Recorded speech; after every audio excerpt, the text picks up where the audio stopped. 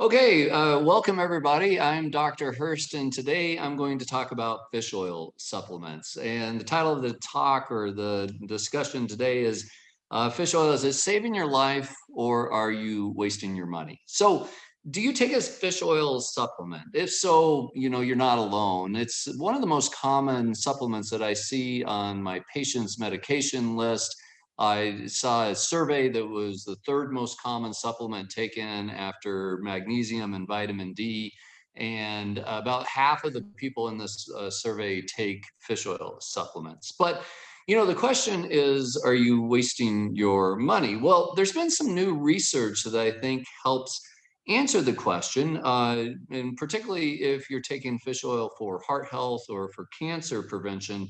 The new research suggests that maybe you are losing or wasting your money, but there are some caveats and some complexity. So let me explain if I can. So the backstory of fish oil, if you take fish oil supplement, I totally get it, because there was a time as a cardiologist that I took fish oil supplements and I recommended it to my patients as well. And in fact, the American Heart Association at one time gave a class 1 recommendation for taking fish oil supplements if you didn't eat 2 or more fatty fish meals per week.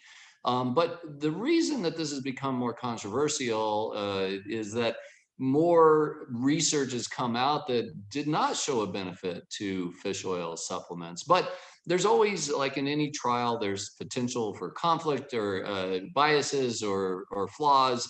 And so the definitive answers have not been clear.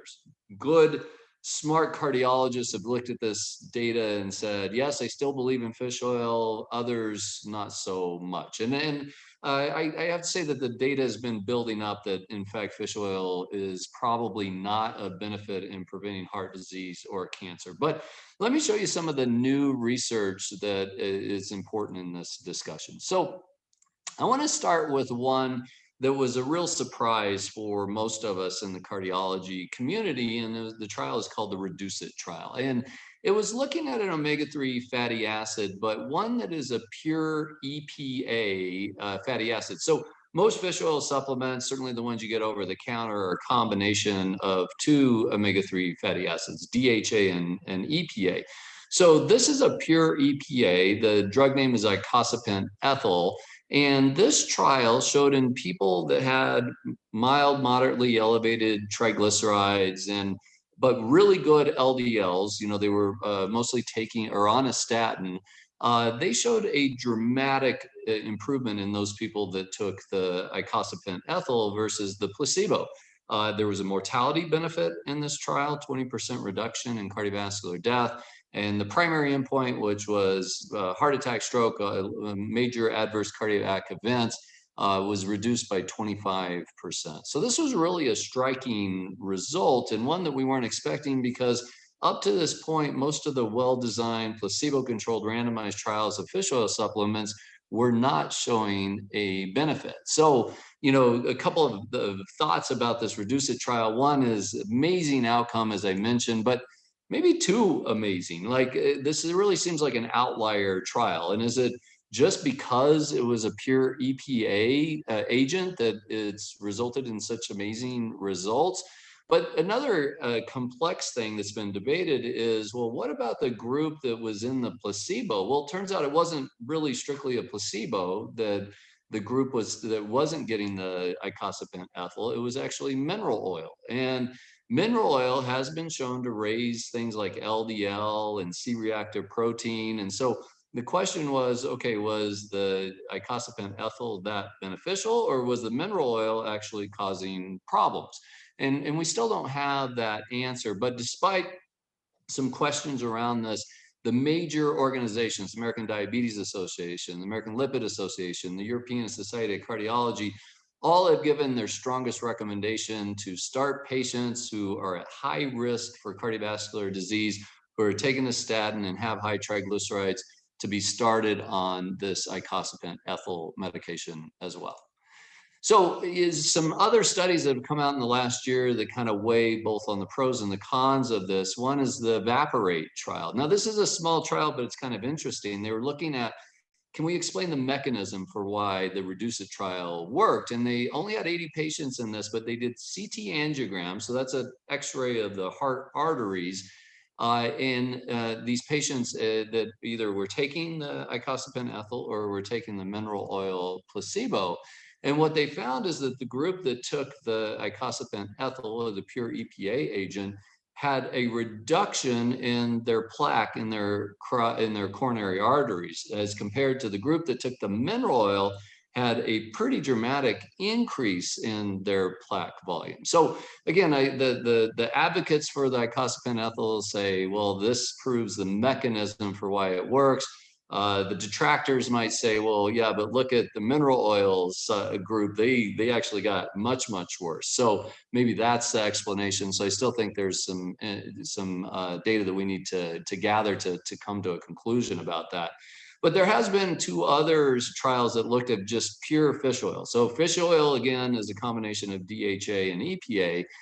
The VITAL study looked at vitamin D and fish oil. This is a primary prevention, meaning people that had not had a heart attack or stroke or stents in the past, and men greater than 50, women greater than 55. And they took vitamin D or 1 gram of fish oil, followed for 5.3 years, and turns out no difference in outcomes in either the vitamin D group or in the fish oil group. And then the more recent one that's quite interesting is the strength trial. So strength is different than the other fish oil trials because of the dose. They used 4 grams. Most of the trials have been in about 1 gram a day of fish oil.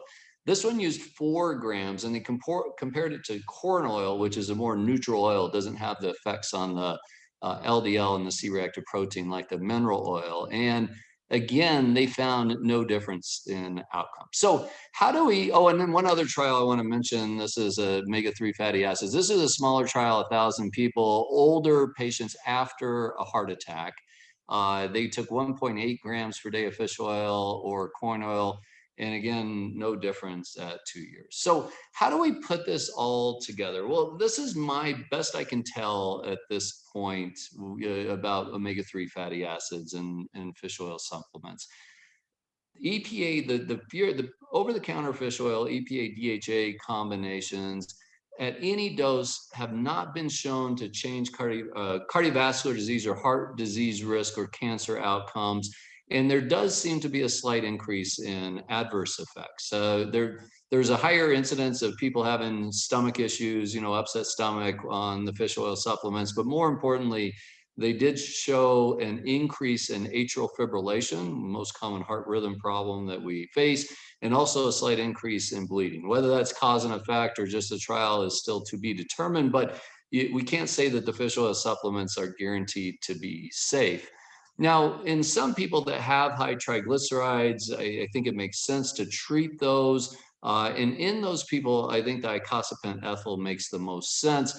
But I also want to point out that that's a very expensive medication. And so it really depends on if there's insurance coverage for it or not. So, stay tuned. This fish oil story seems to not be going away. There's new data coming up, and maybe things are going to change in the future. But for now, I'm not recommending fish oil supplements over the counter to my patients if they're taking it for preventing heart disease or cancer. Maybe there's other things that they can be a benefit for. If they have high triglycerides, and then I think exploring whether the icosapent ethyl is something that can be paid for, or they have the financial means to pay for it or not, then that makes sense. So thanks for joining, and I look forward to seeing you next week.